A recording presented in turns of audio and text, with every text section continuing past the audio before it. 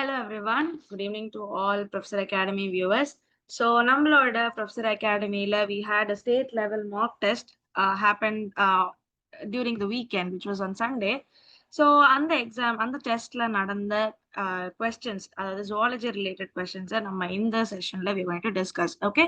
So, the part one, அதாவது first half of the questions நம்ம இந்த sessionல நம்ம discuss பண்ண போறோம். ஸோ இந்த ஸ்டேட் லெவல் மார்க் டெஸ்ட்ல ஜென்ரலி எப்படி பிஜிடிஆர்பி எக்ஸாம் நடக்குமோ அதே மாதிரி தான் question paper was set and the exam was conducted. So அந்த கொஸ்டின்ஸ் அதோட ஆன்சர்ஸ் அண்ட் எக்ஸ்பிளனேஷன்ஸை நம்ம இந்த செஷன்ல பார்க்க போறோம். So will start with question number 31. The collar cells in sponges primarily function in dash. The collar cells in sponges primarily function in dash. So options வந்து gas exchange and excretion, water current generation and food capture, skeletal support by spicules, reproduction and gamete formation. So இதுக்கான correct answer பாத்தீங்கன்னா it would be option B. So option B, water current generation and food capture. So நம்ம porifera or sponges எடுக்கும் போது நிறைய விதமான cells இருக்கும் and ஒரு விதமான செல்லுமே will be distinct for one particular function. So in the collar cells அப்படின்னா இன்னொரு the other name we give it is guanocytes. Now இந்த guanocytes வந்துட்டு ஒரு single flagellated cell-ஆ இருக்கும். And இந்த flagella என்ன பண்ணும்? It will keep beating and இது ஒரு water current உருவாக்கும். And with the help of this water current, ostia mollema, the water will come inside and osculum mollema, it will go out. So as this water current moves on, அதுல தண்ணியில வர food எல்லாமே will be captured through phagocytosis. So இதுதான் வந்துட்டு guanocytes ஓட வேலைகள். So if you see the other options, gas exchange and excretion, you will have separate cells for that. Skeletal support one is given by spicules. Spicules it's another set of cells. Reproduction and gamete formation also, you will have gonad type of cells. So each one will have different types of cells. And ஒன்னு அதுல வந்துட்டு குவானோசைட்ஸோட வேலை வந்துட்டு is to generate a water current and அந்த வர வாட்டர்ல ஃபுட்டை capture பண்றது. So that is the first question's answer. அடுத்த கேள்வி, polymorphism in cnidarians is best illustrated in dash. Polymorphism in cnidarians is best illustrated in, and the options வந்து Obelia colony, Aurelia medusa, Hydra polyp, Physalia colony. So இதுல the more appropriate or correct option would be option D, Physalia colony. So cnidarians எடுத்துட்டோம் அப்படின்னா you will have a lot எல்லாமே வந்துட்டு single cells எல்லாமே they'll start living together as a colony, and in the colonyல இருக்கிற different cells or tissues will have different works. Okay, so அந்த மாதிரி ஒரு good example or a good system to explain அப்படின்னா we take Physalia colony. So Physalia இன்னொரு common name we give is Portuguese man of war. Now இதுல you will have distinct ஆன zooids ஓட integration இருக்கும். So nematophores இருக்கும், gastrozoids இருக்கும், dactylozoids இருக்கும் and gonadozoids இருக்கும். So all put together it will work as a single organism மாதிரி இருக்கும். So இங்கதான் you will see this maximum or high complex division of labor. மற்ற organismsமே இருக்கும், but not everything will be there. Obelia, Aurelia எடுத்துக்கிட்டா கூட you will still have different zooids, but எல்லாமே will not be seen in the other ones. But if you take Physalia colony, எல்லா விதமான structures நம்மளால பார்க்க முடியும். So you'll have the nematophores, gastrozoids, dactylozoids and guanozoids. So correct answer would be option D, Physalia colony. Third question, in Ascaris lumbricoides, the excretory system consists of dash. In Ascaris lumbricoides, the excretory system consists of options protonephridia, H-shaped rennet cells, nephridia in each segment, flame cells arranged in pairs. So first we have to consider Ascaris lumbricoides என்ன organism or where does it come அப்படின்றத முதல்ல நம்ம identify பண்ணணும். So Ascaris lumbricoides is a round worm. Nematodes கீழ வரும். So nematodesல what is the main excretory organ you will see? H-shaped rennet cells. Okay, so nematodesல these are the common ones that you will see. Okay, H-shaped rennet cells. Now இதுல வந்துட்டு ஒரு ரெண்டு pair of lateral excretory canals இருக்கும், and இந்த ரெண்டு excretory canals நடுவுல ஒரு transverse canal மூலமா connectedல இருக்கும். That is why we call it an H shape ன்னு சொல்லுவோம். So you will have two lateral canals and வந்து it will be joining through a transverse canal. So this will give you that typical H structure, and in the transverse canal it will open up at the excretory pore. So இங்க இதோட main function is to do nitrogenous waste எல்லாத்தையுமே remove பண்றது, அதுக்கப்புறம் osmo regulation is the main work that you will see. So மத்த options if we see protonephridia, normally flame cells ன்னு சொல்லுவோம். This is common in flatworms or platyhelminths. This is very common. Nephridia in each segment annelids, earthworm மாதிரியான annelidsல இருக்கும். Flame cells arranged in pair also similar to Protonephridia, platyhelminthisல நம்ம பார்க்க முடியும். So Ascaris lumbricoides பொறுத்த வரைக்கும் 8 shaped rennet cells are the excretory organs you will see.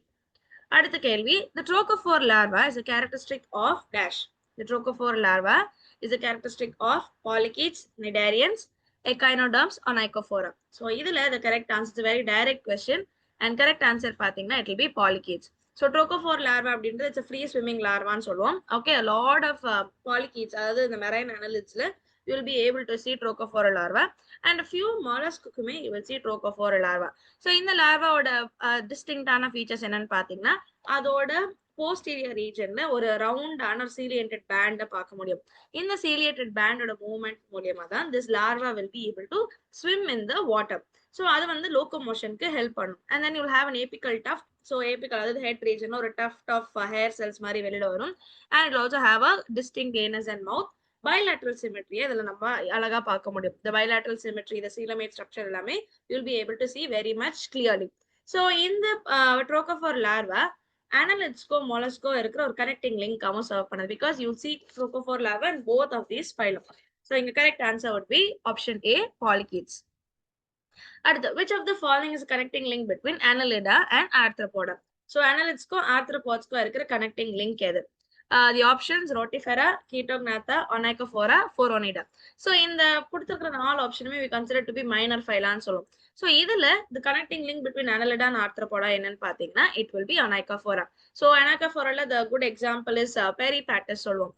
Now இது வந்துட்டு why do we call it a link between annelida and arthropoda எடுத்துக்கிட்டீங்கன்னா annelids மாதிரி segmented ஆன பாடி உண்டு. segmented ஆன பாடி ஒரு segmentலயும் each organோட representation, nephridia, ஒரு soft ஆன ஒரு cuticle இது எல்லாமே இருக்கும். And arthropod மாதிரி it will have jointed appendages or lobopodal appendages and limbs ன்னு சொல்லுவோம். So each segment you will see a pair of jointed appendages. அதுக்கப்புறமா ஒரு chitinous cuticle, எப்படி insectsக்கு ஒரு cuticle இருக்குமோ அதே மாதிரி it has a cuticle and tracheal respiration பார்க்க முடியும். So this serves as a connecting link. Annelidsக்கும் arthropodsக்கும் ஒரு connecting link இருக்கிறது this organism called as Peripatus. Okay, Onychophora is the subphylum, minor phylum. அடுத்த கேள்வி, the water vascular system in echinoderms opens to the excretory exterior through dash. The water vascular system in echinoderms opens to the exterior through stone canal, tube feet, ring canal, madreporoid. Okay, stone canal, tube feet, ring canal, madreporoid. And இதுல வந்து the correct answer would be option D, madreporoid. So echinoderms like sea urchin எடுத்துக்கிறீங்களா, starfish எடுத்துக்கிறீங்க அப்படின்னா முக்கியமா starfish, brittle fish இதுலலாம் வந்துட்டு இந்த water vascular system will be very clear and very distinctா இருக்கும். So அந்த வர உள்ள என்டர் ஆகுற வாட்டர் எல்லாமே will enter through the stone canal.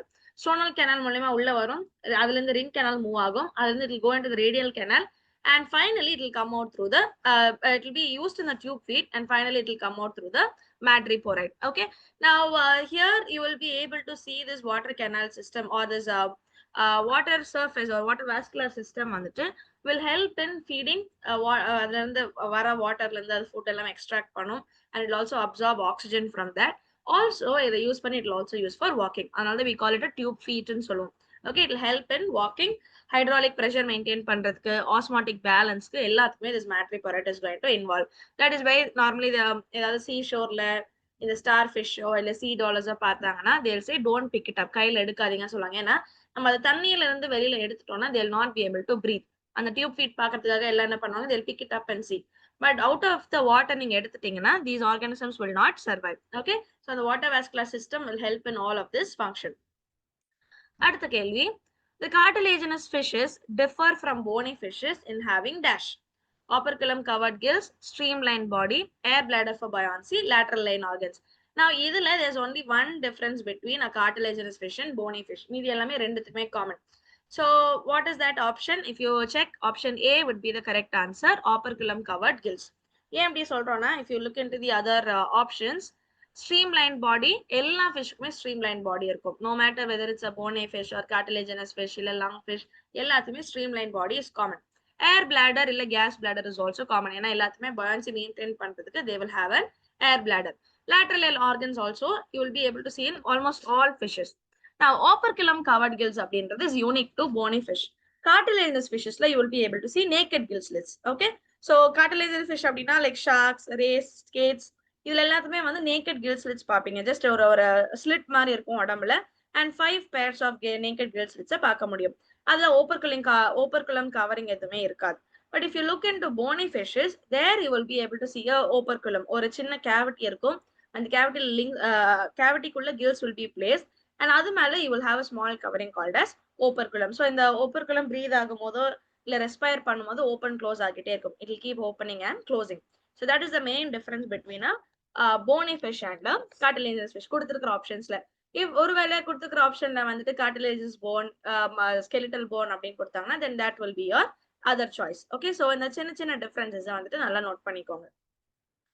Next, poison apparatus and cobras is derived from dash. Poison apparatus and cobras is derived from buccal papillae, modified salivary glands, pancreatic ducts, lacrimal glands. Okay, so buccal papillae நம்மளோட mouth cavity கிட்ட இருக்கிற glands, modified salivary gland, obviously you know the position, pancreatic duct or lacrimal gland. Lacrimal gland normally tear secrete பண்றதுக்கு உதவுற gland. So இதுல I hope you know the correct answer. Any guesses? So the correct answer would be option B, modified salivary gland. ஏன்னா அதோட poison gland வந்து will be connected to the teeth. Okay, so it is a modified salivary gland. The upper labial salivary gland வந்து will be modified as a poison gland. And in the upper labial salivary glandல venom ஓட storage இருக்கும். And அது வந்து will be connected to a hollow fang. Okay, a teeth வேற fang வேற. Fang வந்துட்டு it will be more sharp and hollow-ஆ இருக்கும். Okay, ஒரு funnel tube மாதிரி இருக்கும். Excuse me. Now இந்த கிளாண்டும் இந்த ஃபேங்ஸோ வந்துட்டு will be connected by a duct.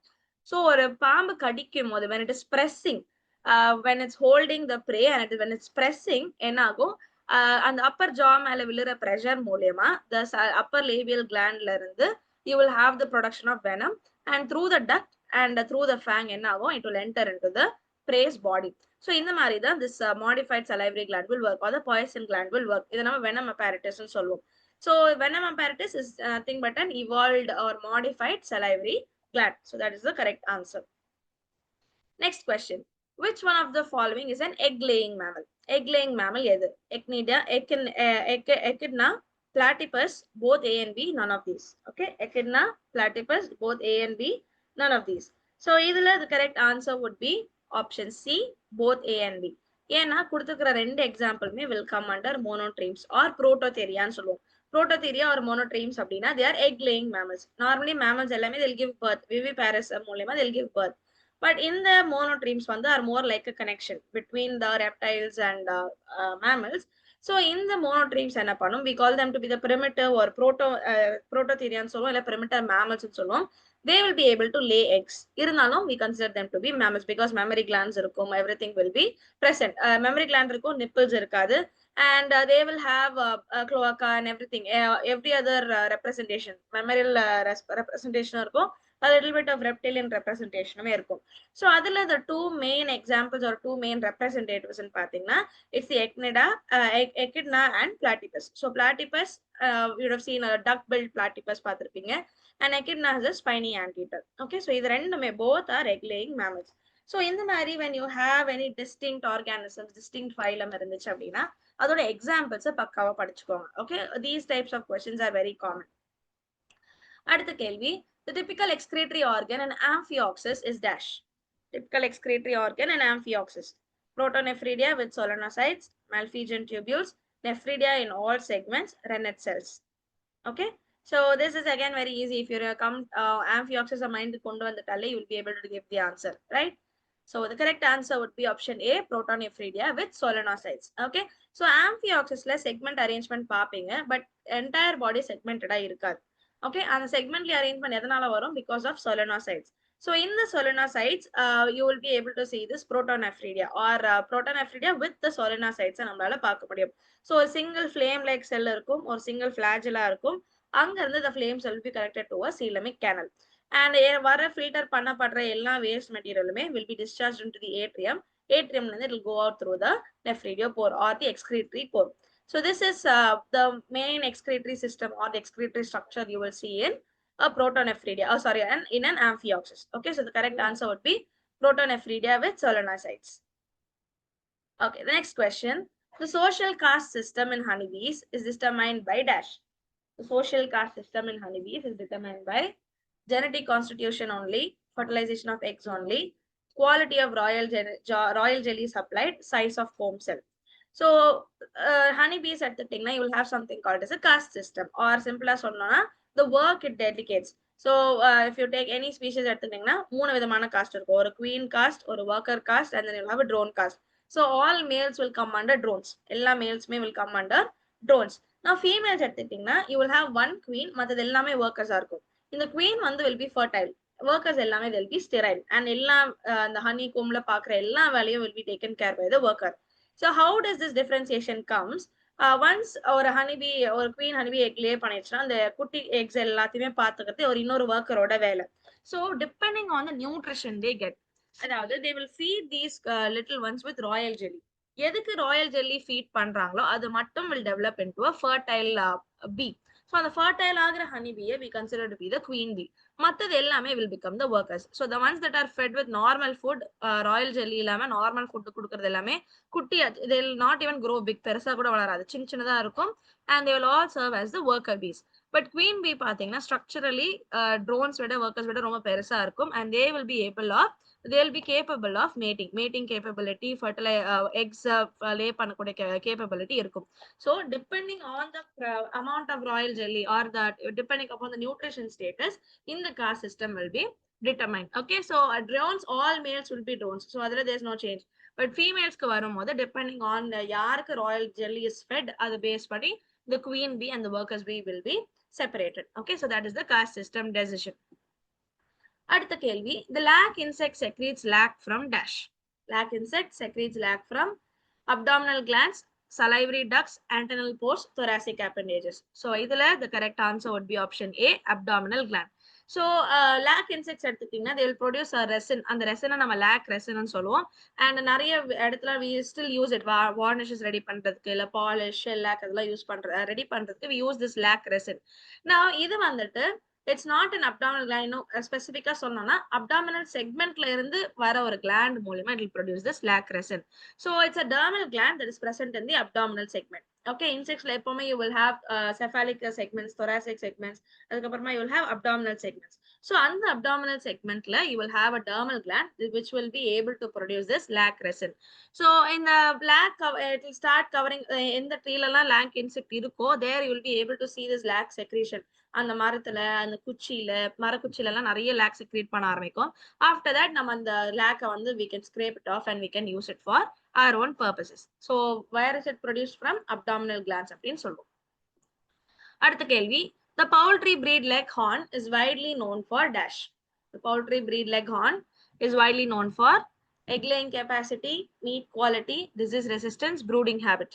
So leghorn, the white வெள்ளை கலர் plumage இருக்கக்கூடிய ஒரு hen, and it is commonly known for its egg laying capacity. So இது Mediterranean breed, and இது வந்துட்டு has a very good egg laying capacity. நல்ல வெள்ளை முட்டையா போடும். அந்த entire hen itself has a very good white plumage இருக்கும். It will have a very small body size and active temperament இருக்கும். And they will not non broody people, அதாவது அந்த egg போட்டதுக்கு அப்புறம் மேல உட்காரணும் அந்த மாதிரியான பிஹேவியரை பார்க்க மாட்டோம். So it is easy for us to obtain the eggs also. And productivity is very high, maintenance is very low. அதனால leghorn is நம்ம normally commercial egg producing எல்லா கம்பெனிஸ்லோ இல்ல எல்லா ஏரியாஸ்லோ industries that will produce eggs and commercial scale, அங்க எல்லாமே leghorn is the first choice they will go for. Okay, so the egg laying leghorn is known for their egg laying capacity. Okay, they have a very good egg laying capacity, and nutritionally it's also significant. Okay, next question. The most important silkworm disease caused by protozoa is dash. The most important silkworm disease caused by protozoa is Flachery, Muscardine, Pebrin, Grassery. So the correct answer here would be option C, Pebrin. Pebrin it's a protozoan disease, and silkworms are affect panum. So how does it do? Normally eggs மூலமா transovarially it will turn up, and spots மாதிரி உருவாக்க ஆரம்பிக்கும். இந்த silk worms எடுத்துட்டீங்கன்னா you will see some black and white spots மாதிரி இருக்கும், and they'll become very sluggish. Normally silk worms எல்லாம் they are all voracious feeders, நிறைய சாப்பிடும். பட் இந்த பெப்ரின் டிசீஸ் வந்தது நிறைய சாப்பிடாது, அண்ட் ப்ராப்பரான குக்குனும் டெவலப் பண்ணாது. It will not properly develop a cocoon. Okay, so that is pepperin. மற்ற ஆப்ஷன்ஸ் பாத்தீங்கன்னா flatulence is produced, it can be both bacterial or a viral infection. Majorly bacterial, சில கண்டிஷன்ஸ்ல viral infection ஆலயும் flatulence வரும். Muscardine, it is a fungal infection, and Grassery is a viral infection. இதுல pepperin is a protozoan infection. Okay, so all these important diseases definitely go through பண்ணிக்கோங்க. அடுத்த கேள்வி, the cattle breed Murrah is famous for dash. Cattle breed Murrah is famous for dual purpose use, high milk yield in buffaloes, drought ability only, resistance to parasites. Now Murrah is a buffalo breed, okay, and this is commonly known for its high milk yield in buffalo. Okay, normally in Haryana, Punjab, North Indian region, you'll be able to see this Murrah da adhigama irukum. And buffalo category la high milk production, and it will give very good production, nalla fat rich milk produce பண்றதுல Murrah is the pioneer. So it will have this jet black color. It's a very dark colored buffalo, tight coiled horns irukum. So the milk vandittu will be rich in fat. Okay, 6 to 8% will be made up of fat. And any in the dairy products pananum, cheese or butter or ghee or pananum appadina, then this will be the most preferred one. Okay, so you have both cow ghee irukum, buffalo ghee irukum. So for buffalo ghee, Murrah is the preferred choice. Okay, so the correct answer would be option B, high milk yield in buffaloes. அடுத்து, the nucleolus is primarily involved in dash. The nucleolus is primarily involved in DNA replication, RNA synthesis and ribosome assembly, protein degradation, lipid synthesis. So இங்க நம்ம எதை பார்க்கிறோம்? nucleolus. nucleus கிடையாது, nucleolus. So nucleolus ரொம்ப easy in the question. நீங்க பார்த்தோன்னே identify பண்ணிருப்பீங்க. Correct answer is option B, RNA synthesis and ribosome assembly. So normally rRNA, mRNA, tRNA எல்லாமே nucleusல produce ஆகும். But rRNA மட்டும் will be produced in the nucleolus, and ribosomal protein and rRNA சேர்ந்து it will assemble inside the nucleolus, and subunits வெளியில வரும். Smaller subunit, larger subunit வந்துட்டு it will come out of from the nucleolus. So this is where you will be able to see rRNA synthesis and ribosomal assembly பார்க்க முடியும். So இது என்ன பண்ணும்? It will happen in the nucleolar organizer region, NORs ன்னு சொல்லுவோம். அங்க it will have this rRNA genes, and அதோட production, அதோட post-transcriptional processes எல்லாமே will happen inside the nucleolus. So DNA replication nucleus குள்ள நடக்கும். DNA replication inside the nucleus. Protein degradation normally cytosolல இருக்கிற proteins மூலமா, proteasomes, lysosomes மூலமா நடக்கும். Lipid synthesis also happens in your Golgi apparatus. அதுக்கப்புறமா your ER, அதுல எல்லாமே you'll be able to see lipid synthesis and functioning.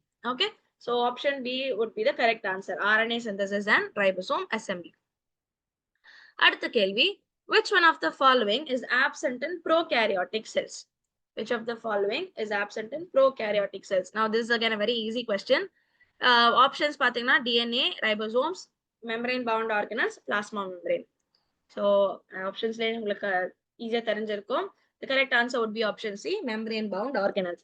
So prokaryotes membrane bound organelles like mitochondria, Golgi apparatus, lysosomes, all these you will not be able to see. Chloroplast, இது எதுவுமே இருக்காது, even nucleus கூட இருக்காது.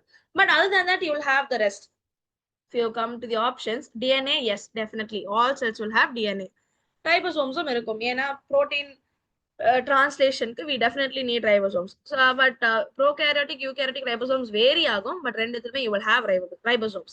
Plasma membrane will also be there. Structurally you will have some differences, but ரெண்டுத்துலயுமே you will be able to see plasma membrane. So the correct option would be option C, membrane bound organelles. அடுத்த கேள்வி, zDNA differs from bDNA in being dash. zDNA differs from bDNA in being option A, left-handed double helix, right-handed double helix, composed of different bases without phosphate groups. So this is also very clear, distinct answer. Correct answer would be option A, left-handed double helix. So out of நிறைய types of DNA இருக்கு, A, B, C, Z ன்னு சொல்லுவோம். Okay, now all of that, out of everything, zDNA is the only left-handed double helix. bDNA, cDNA, aDNA எல்லாமே right-handed helix. சின்ன சின்ன differences இருக்கும். But zDNA is a completely left-handed double helix.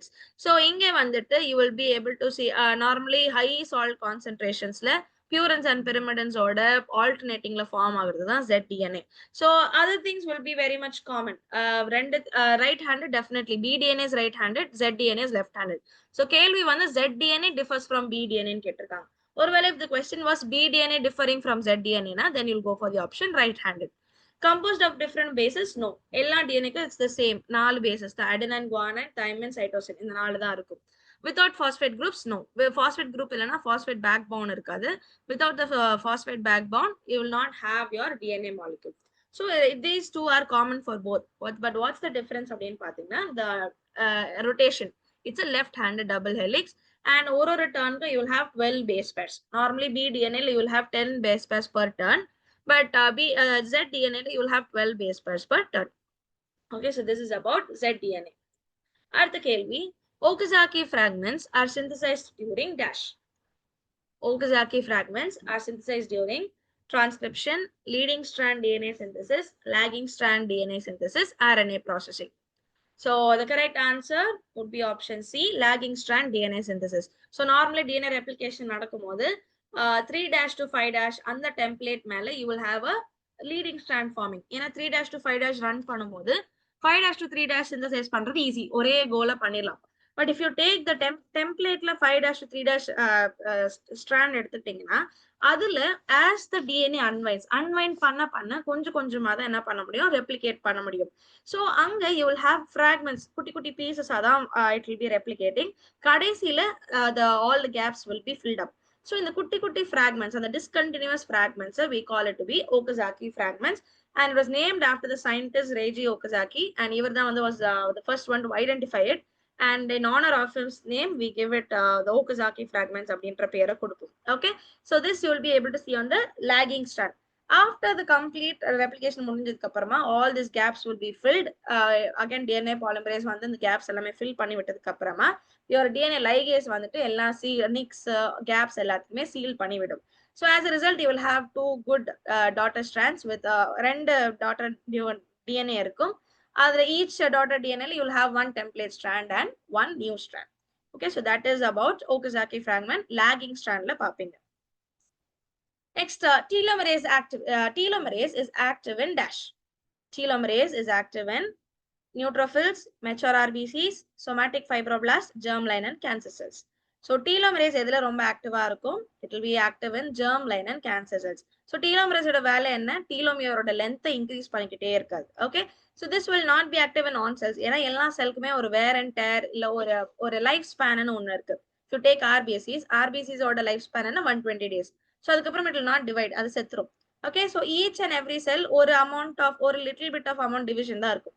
Neutrophil no division at all, no telomerase activity. Same thing goes for mature RBCs also. Somatic fibroblast little bit of division you will see, but அதுலயுமே வந்து it's a very short period. Telomerase active இருக்காது. But germline cancer cell எல்லாம் எடுத்துக்கிட்டீங்கன்னா they should continuously divide. ஏன்னா இப்போ like let's just say if you take primordial germ cells in a male, sperm production வந்து கண்டினியூஸா இருக்கணும். From the time of puberty till the man dies, sperm production கண்டினியூஸா இருக்கும். அப்போ இந்த germ line வந்து should continuously divide. அந்த stem cells வந்து continuously divide ஆகிட்டே இருக்கணும். So அங்க telomerase will be very active so that telomere shortening ஆகாம பாத்துக்கும். PGCல ஒருவேளை telomere shortening ஆயிடுச்சுன்னா if there's no further division, sperm production will stop. Okay, so எல்லா germ line cellsலயும் அப்புறம் stem cellsலயும் bone marrowல இருக்கிற hematopoietic stem cells or any stem cells you will see active telomerase activity and all cancer cells. ஏன்னா cancer cell one of the main property என்னன்னு சொல்லுவோம், they will divide uncontrollably and they are immortal. Sagama continuously divide ஆகிட்டே இருக்கும். Why? அதோட telomerase activity is very high. So continuously telomere length குறையாம வளர்ந்துனே இருக்கும். So we call them to be immortal cells ன்னு சொல்லுவோம். So cancer treatmentல now what we are focusing in the telomerase activity inhibit பண்ணணும் அப்படின்னு நிறைய treatments are focusing. Why? telomerase activity stop பண்ணிட்டா telomere lengthen ஆகாது. ஒரு point of time க்கு அப்புறமா it will completely shorten, நம்ம division stop பண்ணலாம். Okay, so that is about telomerase. So it will be active in germline cells, cancer cells, stem cells, இதுல எல்லாத்துலயுமே ரொம்ப ஆக்டிவா இருக்கும். Somatic cells, அதுக்கப்புறமா your blood cells, அதுல எல்லாமே you will not be able to see telomerase activity. சில somatic cells you will have a little bit of telomerase activity. ஒரு கொஞ்ச நாளுக்கு வரைக்கும் இருக்கும். Okay, not for continuous activity பார்க்க முடியாது. அடுத்த கேள்வி, independent assortment of genes takes place during dash. Independent assortment of genes take place during anaphase of mitosis, metaphase of mitosis, metaphase 1 of meiosis, prophase 2 of meiosis. Okay, so independent assortment எப்ப நடக்கும்? It will happen during metaphase of meiosis, metaphase 1 of meiosis.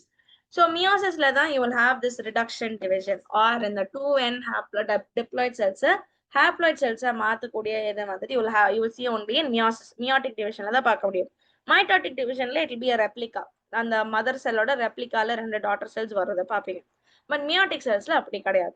Now meiotic cells what will happen, வர daughter cells 50-50 or one n வந்துட்டு will be one set of genes and the other n will be the other set of genes, அதாவது alleles of different genes. So in the separation எப்ப நடக்கும், it will happen during metaphase 1. So that is why we call it be the independent assortment, meaning genes ஒரு நீங்க gene எடுக்கிறீங்க, ஒரு particular gene consider பண்ணும்போது அந்த alleles வந்து will separate out into different gametes.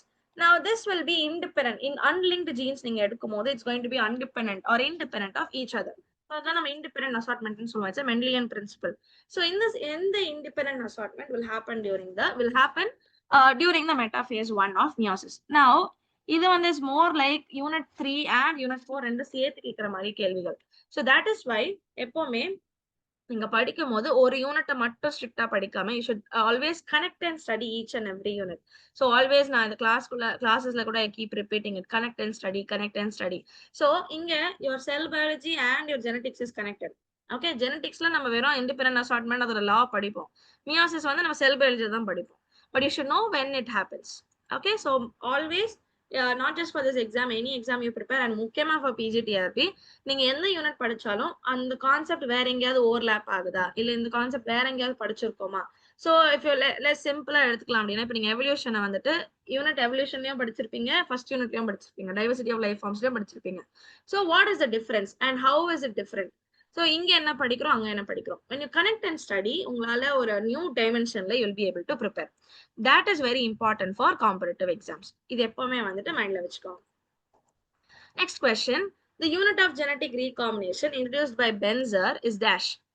Unit of genetic recombination introduced by Benzer is cistron, muton, recon, codon. So on the வார்த்தையில you can identify the correct answer is option C, recon. So recon அப்படின்றது it's a unit of recombination அப்படின்னு சொல்லுவோம். Cistron அப்படின்னா unit of function. ஒரு ஜீன்ல இருந்து ஒரு polypeptide வருது, ஒரு one gene one polypeptide hypothesis சொல்லுவாங்க இல்லையா. So that is called as cistron, ஒரு யூனிட் ஆஃப் ஃபங்க்ஷன். மியூட்டான் ஆனும்போது ஒரு unit of mutation. So recon அப்படின்றது smallest DNA segment where recombination can happen. recombination நடக்கக்கூடிய இந்த smallest DNA segment நம்ம என்ன சொல்லுவோம், recon அப்படின்னு சொல்லுவோம்.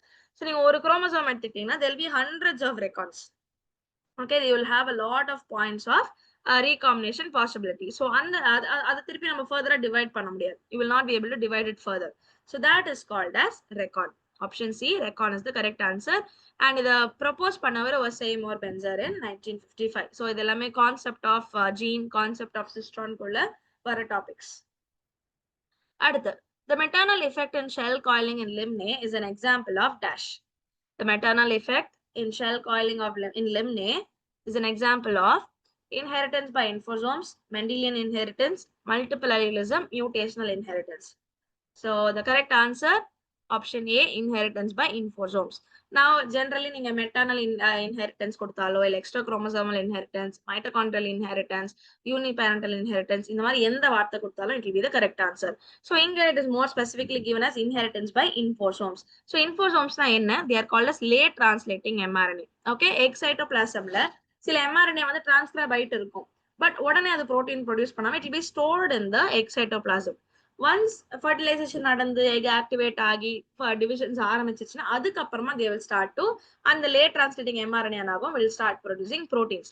So அந்த மாதிரி proteins நால உருவாகிறது தான் the shell coiling, dextrol coiling or levo coiling, sinistral coiling. So right-handed coiling, left-handed coiling is determined by this late translating mRNA.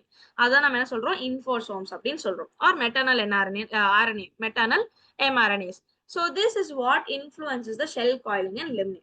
Okay, so ஒருவேளை ஆப்ஷன்ல வந்துட்டு if it is given as maternal inheritance, cytoplasmic inheritance, uniparental inheritance, extra chromosomal inheritance, mitochondrial inheritance, இதுல என்ன வந்தாலும் that would be the correct answer.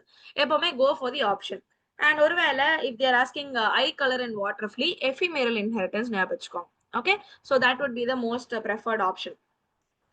It will not come under Mendelian inheritance. Okay, Mendelian inheritance பார்க்கும்போது maternal inheritance will slightly fall off the Mendelian inheritance. இது multiple allelism கிடையாது. ஏன்னா only one gene you will have only two alleles. Mutational inheritance கிடையாது. There will be no mutation you will be able to see. Okay, so correct answer is option A. அடுத்த கேள்வி, polygenic inheritance is best exemplified by dash. Polygenic inheritance is best exemplified by ABO blood groups, color blindness, hemophilia, human skin color. So the correct answer here, I think you would clearly know. Correct answer would be option D, human skin color. So multiple genes ஒரே ஒரு trait influence பண்ணுது, இல்ல ஒரு trait-க்கு நிறைய genes are involving to produce that trait அப்படின்னா அதுக்கு பேர் என்ன சொல்லுவோம்? Polygenic inheritance சொல்லுவோம். Or you can also call it quantitative inheritance னு சொல்லுவோம். Now இங்க if you take skin color, 3 pairs of genes will involve. Okay, so you'll have genes like A, B and C. So 6 விதமான allele இருக்கும். And எத்தனை dominant allele இருக்குமோ அந்த அளவுக்கு the person will be dark. So the light நிறைய recessive allele இருந்துச்சுன்னா the person will be fair skin. நிறைய dominant allele இருந்துச்சுன்னா the person will be dark skin. ஏன்னா the melanin production increase ஆகும். For every dominant allele you will have more melanin production. But this is not it. வெறும் இது மட்டும் கிடையாது. Your skin color is also influenced by the place you live, the temperature, the climate, அப்புறமா the hygienic things you follow.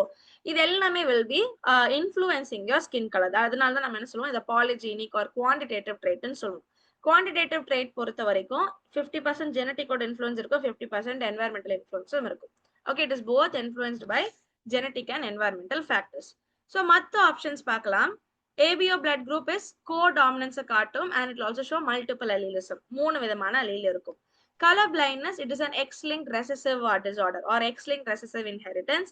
Hemophilia is also an X-linked recessive inheritance. So human skin color மட்டும் will come under polygenic inheritance. அடுத்து next கேள்வி, cytoplasmic inheritance is typically shown by dash. Cytoplasmic inheritance is typically shown by nuclear DNA, Y-linked genes, mitochondrial DNA, dominant alleles. So இதுவுமே something that we have previously discussed, very easy also. So correct answer would be option C, mitochondrial DNA. So cytoplasmic inheritance சொல்லும்போது நியூக்ளியஸை தவிர்த்து வெளியில சைட்டோபிளாசம்ல இருக்கக்கூடிய DNA. So mitochondrial DNA, அதுக்கப்புறமா chloroplastோட DNA, this late translating mRNA, அதுக்கப்புறம் if there are any symbions or plasmid DNA, இது மூலியமா வர inheritance, so we call it to be cytoplasmic inheritance. So here mitochondrial DNA is the correct option. So அந்த examples எல்லாமே எப்பவுமே படிச்சுக்கோங்க. Cytoplasmic male sterility, Leber's hereditary optic neuropathy, அதுக்கப்புறமா Kearns-Sayre syndrome படிச்சிருக்கோம், Pocki strain and neurospora. So all these will serve as examples for mitochondrial inheritance. Okay, so nuclear inheritance is the general inheritance. Mendelian traits or non-Mendelian traits இருக்கலாம்.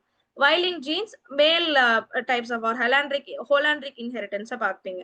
Dominant allele is also a general type of inheritance that you will be able to see. Okay, so that is about question 55. அடுத்த கேள்வி, question 56. Osmoregulation in marine bony fishes occurs through dash. Osmoregulation in marine bony fishes occurs through drinking seawater and excreting salt via gills, excreting dilute urine, storing water in the swim bladder, avoiding seawater intake. So marine bony fishes oda main problem enna, the sea is going to be highly salty or sea waterல electrolytes அதிகமா இருக்கும், அதோட பாடியில water கம்மி, electrolytes கம்மியா இருக்கும். As a result, what happens, they will lose water and they will seek easily die. அதாவது அது ஒரு hypertonic solution or hypertonic environmentல நம்ம அதை போடுறோம். So அது என்ன பண்ணும், to compensate it என்ன பண்ணும், it will drink sea water. sea water குடிச்சுன்னா என்ன ஆகும், வெளியில இருக்கிற electrolyte balance, electrolyte amount அதோட பாடிக்குள்ள இருக்கிற electrolyte amount will be equalized. அதுக்கப்புறமா இந்த சால்ட் எல்லாத்தையுமே என்ன பண்ணும், it will excrete out through chloride cells. ஏன்னா சால்ட்டை ரொம்ப பாடியில் அக்யூமுலேட் பண்ண முடியாது, பாடியோட பிளட் பாடி pH மாறிடும், பாடியோட water electrolyte balance will be lost. So that we can't do. So what will it do, salts எல்லாத்தையுமே chloride cells, gillsல இருக்கிற chloride cells மூலமா செக்ரேட் பண்ணும். And concentrated urine, it will secrete out the salts, water மட்டும் நிறைய regain பண்ணிக்கும். ஏன்னா water loss is the main problem. ஒரு sea waterல இருக்கிற ஃபிஷ்ஷோட மெயின் ப்ராப்ளம் என்ன, water loss, continuously it will lose water. So dehydrate ஆகாம இருக்கிறதுக்கு நிறைய சால்ட் வாட்டர் குடிச்சிட்டு அந்த சால்ட்டை மட்டும் எக்ஸ்கிரீட் பண்ணிட்டு தண்ணியை மட்டும் வச்சுக்கும். Okay, so that is the main adaptation you will see in a sea water teleost இருக்கலாம், or it can also be a cartilaginous fish. அடுத்த கேள்வி, the Bohr effect in respiration refers to dash. The Bohr effect in respiration refers to increased O2 affinity at high CO2, O2 release promoted at low pH, O2 stored in muscles by myoglobin, O2 uptake by brown fat.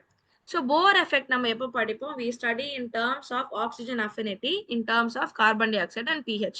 pH and carbon dioxide ஓட ரிலேஷன்ல O2 ஓட affinity ஹீமோகுளோபினுக்கு எவ்வளவு இருக்குன்னு படிக்கிறது தான் Bohr effect. So it was given by Christian Bohr. And இங்க carbon டை ஆக்சைடோட concentration அதிகமா இருந்தாலோ இல்ல pH ரொம்ப கம்மியா இருந்தாலோ ஹீமோகுளோபின் ஆக்சிஜன் அஃபினிட்டி குறைஞ்சு ஆக்சிஜன் வில் பி ரிலீஸ்ட். அதுதான் வந்து போர் எஃபெக்ட் அப்படின்னு கன்சிடர் பண்ணோம். So the normal S curve என்ன ஆகும்? It will be shifted. It will shift to the right side. So right side shift ஆகும்போது you will be able to see high CO2, low pH and a lot of oxygen release. Oxygen hemoglobin ஓட affinity குறைஞ்சிரும். O2 will be released in the tissues. Now in the condition is common in tissues. Okay. So that is what is explained by Bohr effect. Now இது வந்து will be opposite in the lungs. அங்க வந்து we call it to be Haldane effect அப்படின்னு சொல்லுவோம். So மத்த condition பார்க்கலாம். Increased O2 affinity at high CO2 no.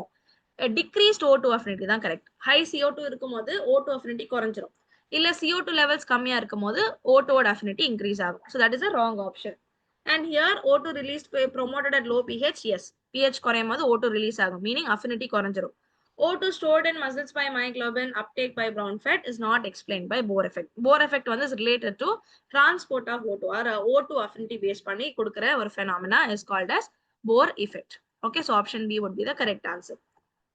அடுத்து, the chloride shift in CO2 transport occurs in dash. Chloride shift in CO2 transport occurs in plasma only, red blood cells, alveoli, platelets. Plasma only, red blood cells, alveoli, platelets. So the correct answer here would be option B, red blood cells. So chloride shift or hamburger phenomenon அப்படின்றது normally இந்த carbon dioxide transport பண்ணும்போது from the tissues to the lungs carbon dioxide கொண்டு போகும்போது 20% hemoglobin attach ஆகும். 7 to 10% plasma dissolve ஆகும். மற்ற 70% நம்ம bicarbonate ions தான் transport பண்ணும். How? இந்த carbon dioxide will enter into the RBC. Water ஓட சேரும் போது it will form carbonic acid. இந்த carbonic acid நம்ம ரெண்டா பிரிப்போம். So it will be split into hydrogen ions and bicarbonate ions. So இந்த bicarbonate ions என்ன பண்ணும்? RBC ல இருந்து it will enter into the plasma. So plasma ல you will see bicarbonate ion. Now this is a highly negative ion.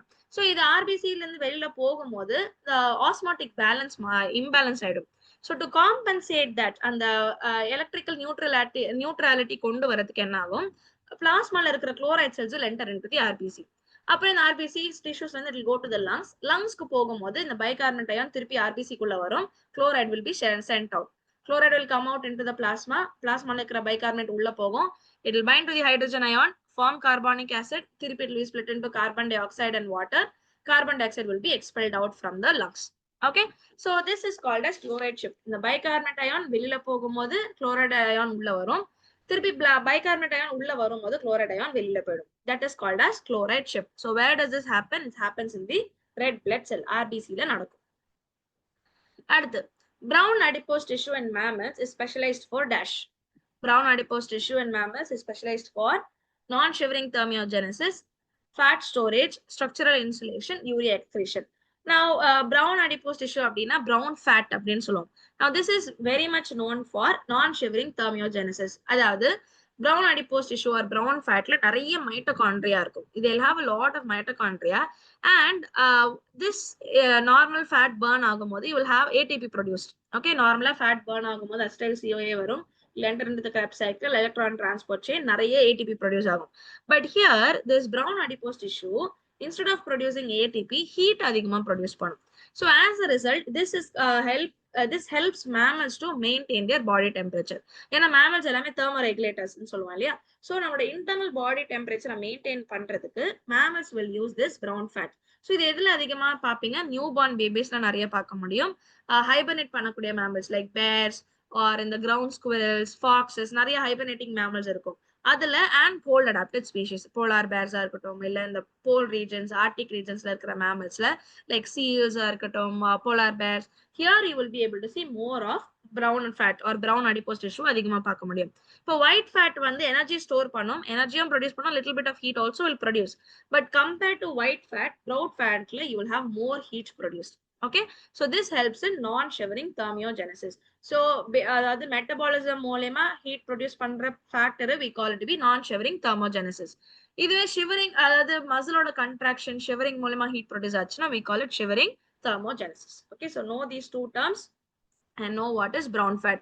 So fat storage, normal white tissue limit will happen. Structural insulation, urea excretion is not seen. Structural insulation is because of white fat. Okay, so brown fat is known for non-shivering thermogenesis. அடுத்த கேள்வி, echolocation and bats is based on dash. Echolocation and bats is based on infrared rays, magnetic fields, ultrasonic sound waves, vibration detection. So echolocation, very common with bats, whales and dolphins. All animals will only use ultrasonic sound waves. So நம்ம காதுக்கு அது கேட்காது. It is too high pitched for our ears to hear. Okay. இந்த waves வந்து almost 20 to 120 kilohertzல கேட்கும். நம்மளுக்கு வந்து 80 to 120 hertzல தான் நம்மளால கேட்க முடியும். This is in kilohertz. So it's very extremely sound. அது வந்து it's a high pitched sound frequency. நம்ம நார்மல் காதுக்கு கேட்காது. But these ultrasonic waves அதோட மவுத் ஒரு நோஸ் மூலமா வெளியில வரும் and will go hit on the object. அதோட எக்கோ வந்து இதற்கு காதுக்கு போகும்போது it will be able to navigate. Okay, prey இருக்கிற இடம் கண்டுபிடிக்கும். obstacles இப்ப பறக்குது அப்படின்னா obstacles எங்க இருக்கு, prey எங்க இருக்கு, predator எங்க இருக்கு, இது எல்லாத்தையுமே அதால என்ன பண்ண முடியும், ஐடென்டிஃபை பண்ண முடியும். So this is common. Echolocation is common with bats, whales, dolphins. இந்த எல்லா organismsல நம்மளால பார்க்க முடியும். So it uses ultrasonic sound waves. So these are all very easy questions, very direct, very easy. இந்த மாதிரி குட்டி குட்டி கான்செப்ட்ஸ் வந்துட்டு கண்டிப்பா ஸ்கிப் பண்ணிட வேண்டாம். Okay, next question. The sliding filament theory of muscle contraction was proposed by dash. The sliding filament theory of muscle contraction was proposed by Lowy and Dale, Hodgkin and Huxley, Huxley and Niendergerke, Meyerhoff and Hill. So the correct answer, option C, Huxley and Niendergerke. So this filament, sliding filament theory என்ன இருக்கு, it's nothing but myosin and actin ஓட sliding. Okay, so myosin அந்த thick filament என்ன பண்ணும், myosin heads வந்து will attach to the actin and will pull the actin inward. So in the sarcomere inward it will pull the actin filaments. So when these actin filaments are pulled, myosin மேல slide ஆகும். As a result, sarcomere length shorten ஆகும். So இது வந்து when we talk in the sarcomere level. So ஒரு sarcomere short ஆகும்போது the entire muscle fiber will shorten, your muscles will contract. Normally muscle contract ஆகுதுனாலே அந்த muscle வந்து shorten ஆகும். So that நம்ம molecular level ல பார்க்கும்போது we describe it with the help of sliding filament theory. And in the sliding filament theory was proposed by Huxley and Nienderkerke in 1954. Okay, and further it was also explained by Huxley and Hansen. ரெண்டு பேருமே they took it more. And அதோட detail எப்படி ATP hydrolyse ஆகுது, எப்படி myosin actin bind ஆகுது, எப்படி அந்த myosin binding sites are opening, all this were detailed it was given by Huxley and Hansen. Okay, so the correct answer would be option C. Now next question, the respiratory pigment hemocyanin is found in dash. Respiratory pigment hemocyanin is found in annelids, arthropods and mollusks, amphibians, reptiles. Annelids, arthropods and mollusks, amphibians and reptiles. So the correct answer would be option B, arthropods and mollusks. So hemocyanin எப்படி நம்ம ஹீமோகுளோபினோ அந்த மாதிரி hemocyanin is another respiratory pigment. நம்ம இப்போ haemoglobin எடுத்துட்டீங்கன்னா அது iron இருக்கும். But hemocyaninல you'll be able to see copper. It's a copper containing respiratory pigment. ஒரு ப்ளூ கலரை இம்பார்ட் பண்ணும். And this you will be able to see in arthropods and mollusks. So oxygenated இருக்கும்போது ப்ளூவா இருக்கும், deoxygenated இருக்கும்போது பேல் colour கலர்லெஸ்ஸா இருக்கும். So it's more useful in low oxygen environment, cold environment la nariya oxygen edukradhukku this hemocyanin is very useful. So this you will be able to see in crustaceans, mollusks, it's very common. Okay, this hemocyanin is common in crustaceans and mollusks. அடுத்த கேள்வி, saltatory conduction in myelinated neurons occurs at the dash. Saltatory conduction in myelinated neurons occur at axon hillock, dendrites, nodes of Ranvier, axon terminal. So the correct answer would be option C, nodes of Ranvier. So myelinated neuron எடுக்கும்போது இந்த myelin sheath வந்து ஃபுல்லா axon cover பண்ணிக்கும். நடுவுல gap விட்டு வைக்கும். அந்த it's a discontinuous membrane. So அந்த கேப் வந்து என்ன சொல்லுவோம், nodes of Ranvier சொல்லுவோம். So இந்த myelin sheath இருக்கிற இடத்துல we can't have action potential. Action potential அங்க ஜெனரேட் ஆகாது, ஏன்னா it is covered. So axon hillockல ஆரம்பிச்சு எங்கெல்லாம் இந்த nodes of Ranvier இருக்கோ அங்க மட்டும் தான் you will have action potential occurring. So it will jump. Saltaire அப்படின்னா to jump ன்னு அர்த்தம். So action potential will jump to each nodes of Ranvier and சீக்கிரமா axon terminal reach பண்ணிடும். Okay, so this happens at the nodes of Ranvier. Option C is the correct answer. அடுத்த கேள்வி, the urea cycle occurs mainly in the dash. Urea cycle occurs mainly in the kidney, liver, spleen, and intestine. Very direct question. Option B, liver. Okay, Ornithine cycle or urea cycle in solvom. This happens in the liver. அங்க என்ன நடக்கும் ammonia, the toxic ammonia will be converted to urea, and protein oda final protein metabolism oda final product would be this urea.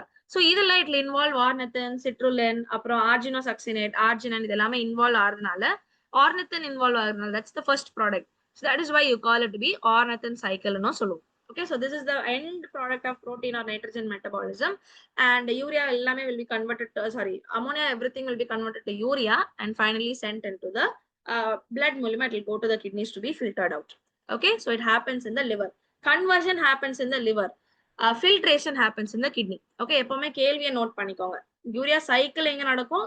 லிவர்ல நடக்கும். Urea எங்க excrete ஆகும் இல்ல எங்க filter ஆகும்? கிட்னில filter ஆகும். Okay, always in the question clear-ஆ படிச்சு then go for the options. அடுத்த கேள்வி, aldosterone hormone promotes dash. Aldosterone hormone promotes sodium reabsorption, calcium reabsorption, glucose uptake, protein synthesis. So aldosterone, very easy question. We use it for salt balance or electrolyte balance. So எதுக்கு உதவும்? Sodium reabsorption. So it's a mineralocorticoid hormone. உங்களோட adrenal cortex produce பண்ணும்.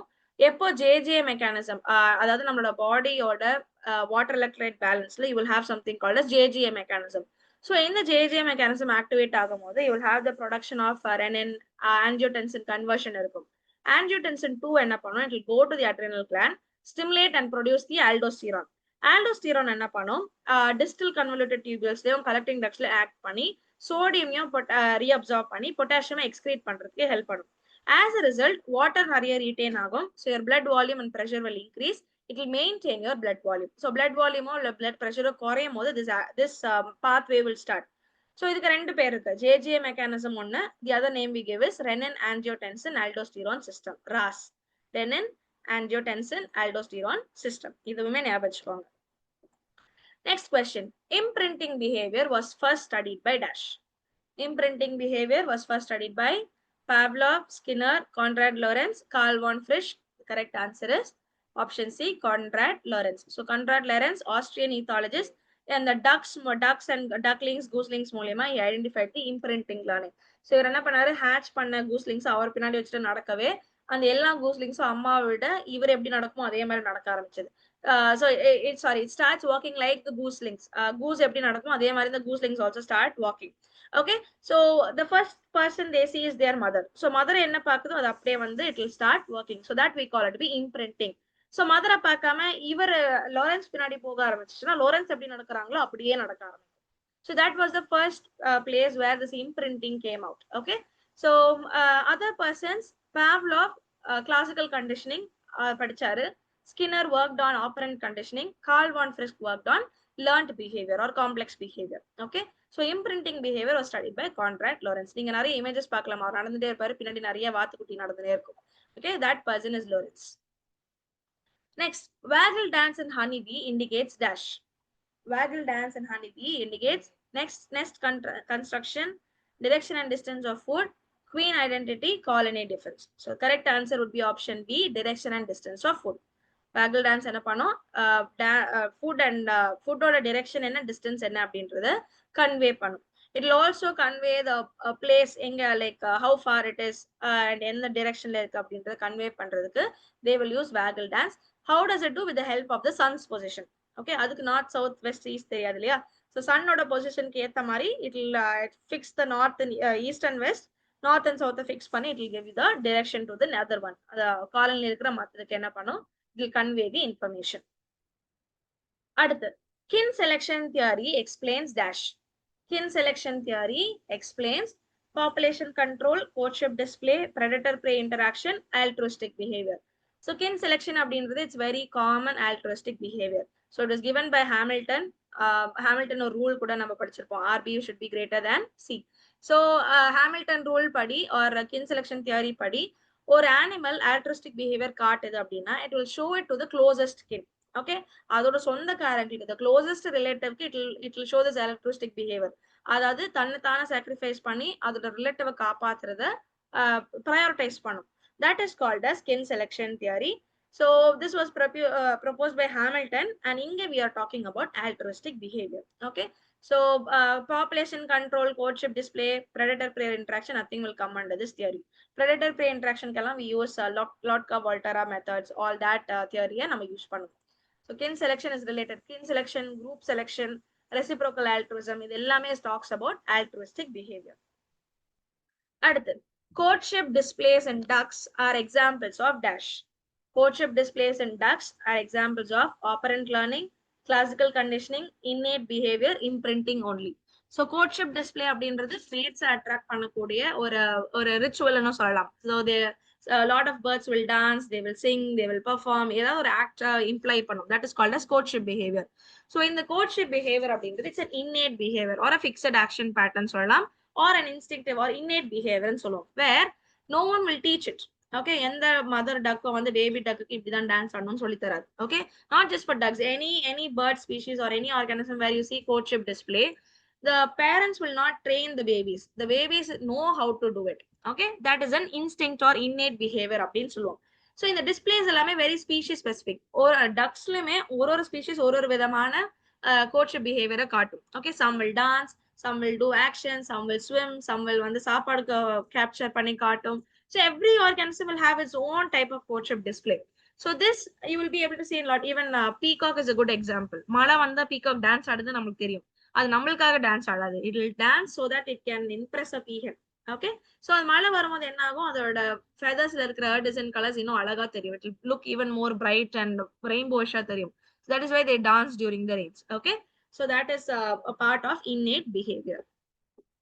அடுத்து, the inclusive fitness concept was introduced by dash. The inclusive fitness concept was introduced by Darwin, Wallace, Hamilton, and Mayer.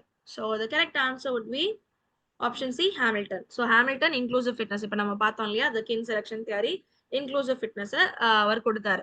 So where what he said, ஒரு organism அதோட reproduction மட்டுமே பார்க்காம, it will also help in the reproduction of its relatives. So தன்னைத்தான sacrifice பண்ணிட்டு அதோட closest skin, அதோட குரூப்போட survival, இல்ல அதோட க்ளோசஸ்ட் ஸ்கின்னோட சர்வைவல், அதோட ரீப்ரொடக்ஷனுக்கு உதவுறத we call it to be kin selection, altruistic behavior ன்னு சொல்லுவோம்.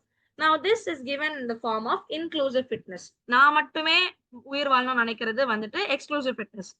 என் கூட என்னோட ரிலேட்டிவ்ஸ், நான் உயிர் வாழணும் இல்ல, என்னோட relatives and my group should survive அப்படின்றது is called as inclusive fitness. Fitness அப்படின்ற வார்த்தைக்கு அர்த்தம் என்ன, ரீப்ரொடக்டிவ் சக்சஸ். ஸோ இப்போ ஒரு altruistic organism is dying and its helping its skin அப்படின்னா, அந்த கின் சர்வைவ் ஆகி ரீப்ரொடியூஸ் பண்ணாதான் it is a complete act. Okay, அதனால we use the word fitness. Fitness அப்படின்ற வார்த்தை வந்தாலே remember it should be capable of reproducing fertile offsprings. Okay, so that is inclusive fitness and it was given by Hamilton. அடுத்த கேள்வி, the geological period known as age of reptiles is dash. Geological period known as age of reptiles is Permian, Mesozoic, Devonian, Silurian. So the correct answer would be Mesozoic period, Mesozoic era.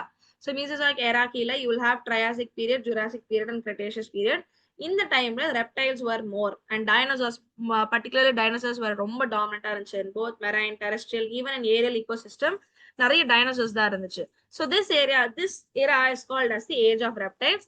And at the end of Cretaceous period, ஒரு mass extinction, all the dinosaurs were wiped out. அடுத்து next வந்த era, the next eraல என்ன ஆயிடுச்சு, birds and mammals started evolving out.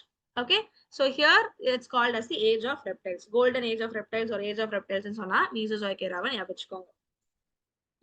Next question, the first amphibians appeared in which geological period? The first amphibians appeared in which geological period?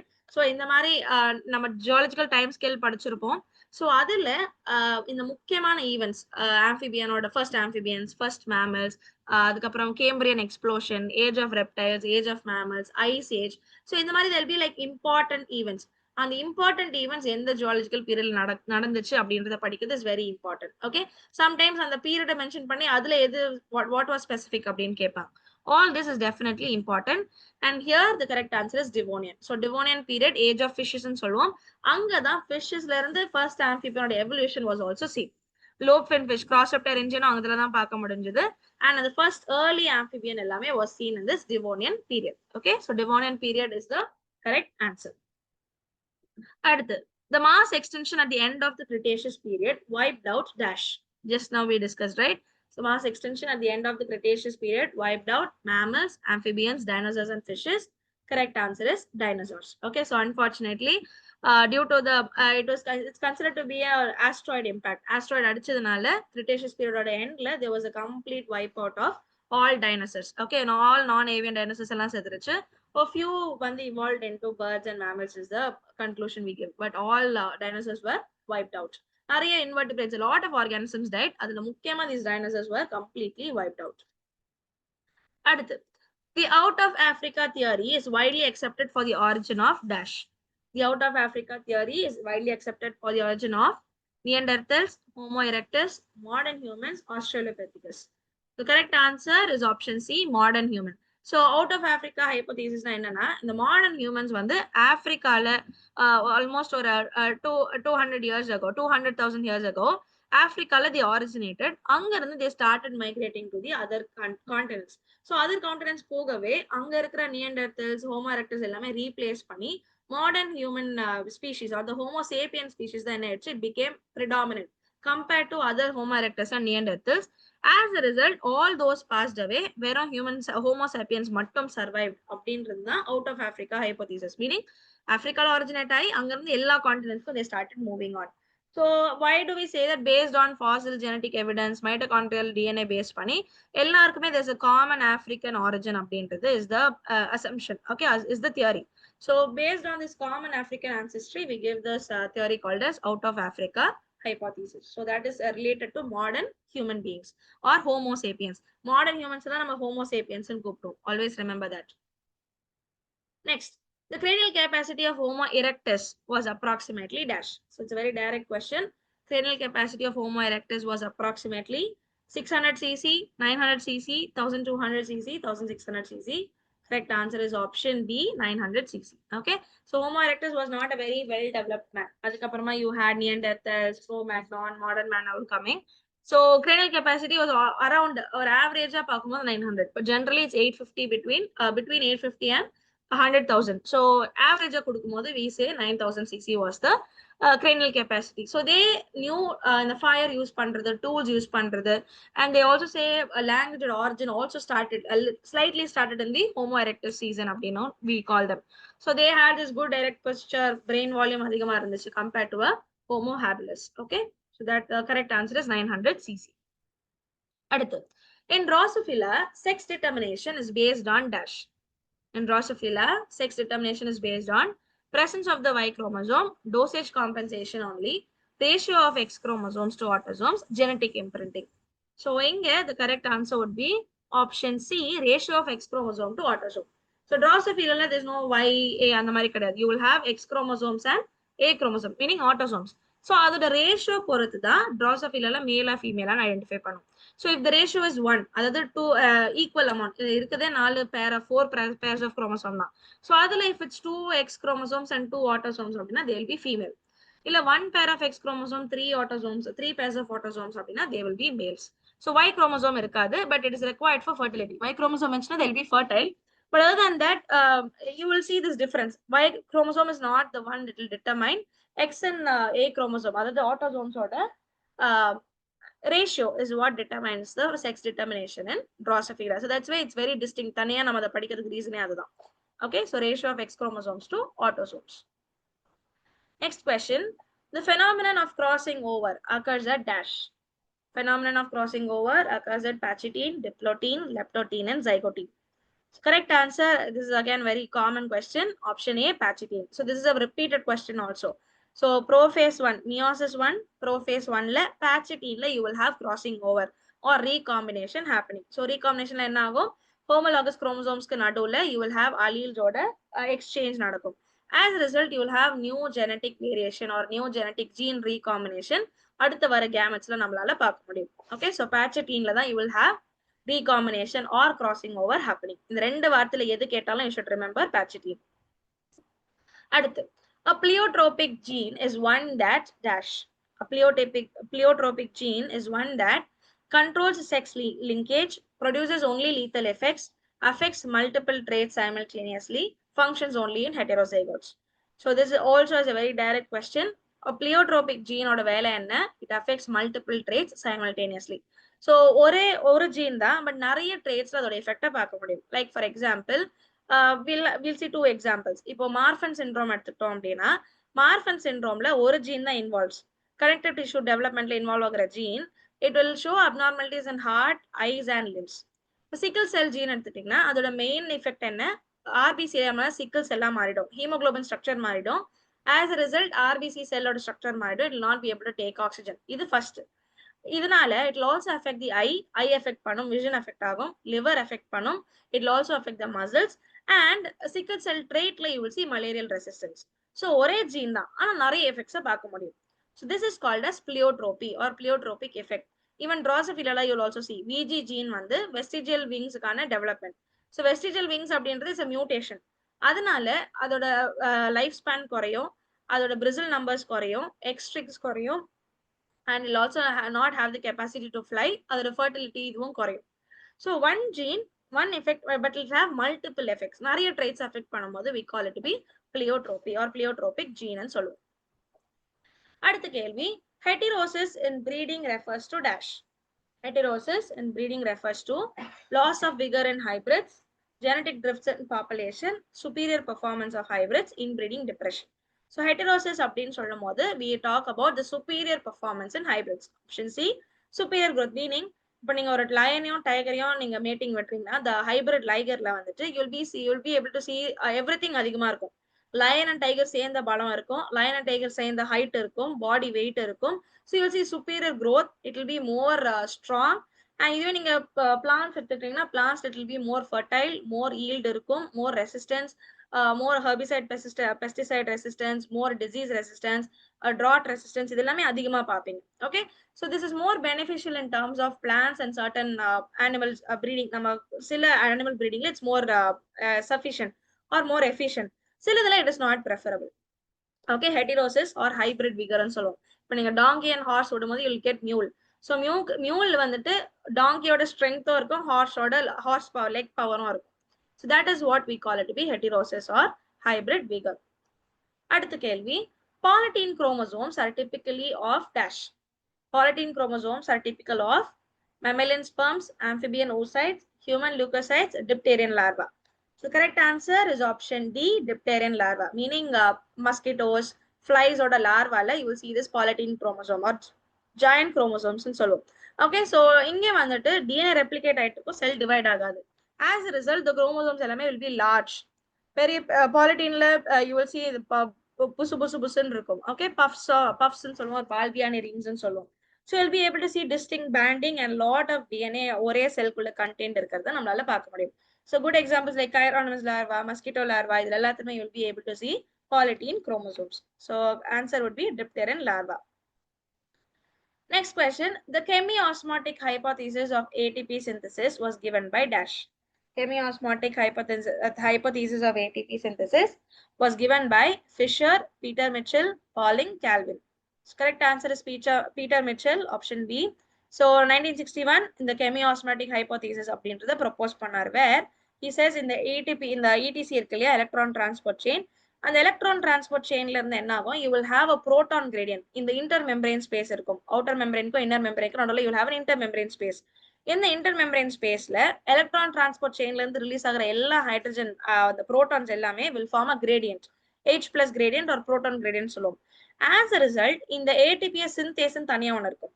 This proton with the help of proton motive force இந்த ATP synthase run பண்ணும், like a motor on பண்ற மாதிரி.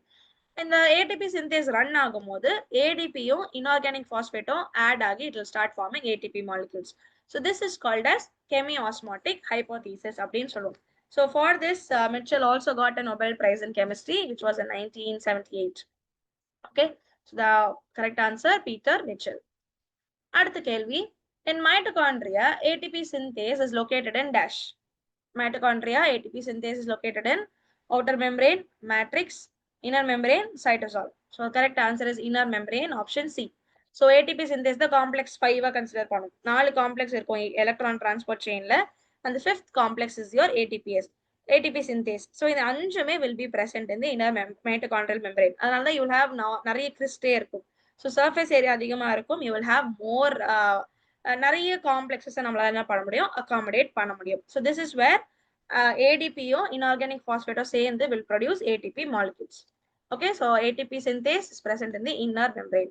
Okay, please don't forget and make note of it. Okay, அடுத்த கேள்வி, histone acetylation is generally associated with dash. Histone acetylation is generally associated with gene activation, DNA repair, gene silencing, RNA transport. So the correct answer would be option A, gene activation.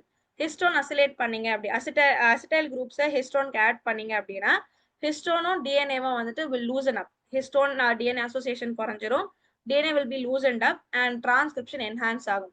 So this is called as gene activation. ஒரு of பண்ணப்பட்ட ஜீனை on பண்றதுக்கு you add acetyl groups to the histone, it will open up the DNA, transcription நடக்கும் and the protein will be produced. Okay, so gene activation is related to histone acetylation. So மற்ற options, DNA repair normally is not associated with acetylation. DNA methylation maybe comes into play. Gene silencing ko DNA methylation that will involve. RNA transport ko histone acetylation ko you will not have any relationship. So the correct answer here would be gene activation. அடுத்த கேள்வி, programmed cell death apoptosis involves dash. Cell swelling and necrosis, random DNA synthesis, DNA fragmentation and cell shrinkage, viral infection. So programmed cell death or apoptosis ன்னு சொல்லும்போது something that happens naturally. ஒரு செல் damage ஆயிடுச்சு, இல்ல அதுக்கு வயசு ஆயிடுச்சு, இல்ல it has to die, அதோட wear and tear டைம் வந்துருச்சு, அதோட லைஃப் ஸ்பேன் முடிஞ்சிருச்சு அப்படின்னா the cells will be dying. So அந்த natural process or programmed cell death we call it to be apoptosis. இல்ல செல்ல ஏதாவது ப்ராப்ளம்ஸ் இருக்கு, டிஎன்ஏ ரெப்ளிகேஷனோ இல்ல டிரான்ஸ்லேஷன் ப்ரோட்டீன்ஸ்ல ஏதாவது ப்ராப்ளம்ஸ் இருக்குன்னா the cell will commit suicide. So எப்படி நடக்கும், how does it happen? DNA எல்லாமே ஃப்ராக்மெண்ட் ஆயிடும், குட்டி குட்டி ஃப்ராக்மெண்ட்ஸ் ஆயிடும், and the cell will shrink and குட்டி குட்டி small bubbles or small water molecules மாதிரி ஃபார்ம் பண்ணும். So it will be split into small water bubbles. ஒரு பெரிய செல் குட்டி குட்டி ஃப்ராக்மெண்ட்ஸா உடைஞ்சிரும் along with the DNA and cell shrinkage. So this will be uptaken. Phagocytic cells என்ன பண்ணும், இந்த fragments, இந்த DNA fragment, இந்த shrink ஆன செல் எல்லாத்தையுமே engulf பண்ணி clear off பண்ணிடும். So this is normal apoptosis that happens. Necrosisல cell damage ஆகி செத்துரும். Okay, necrosisல you will have cell damage, inflammation, infection இருக்கும். Apoptosisல you will not have such things. It will be a natural death of the cell. அடுத்த கேள்வி, alternative splicing of pre-mRNA results in dash.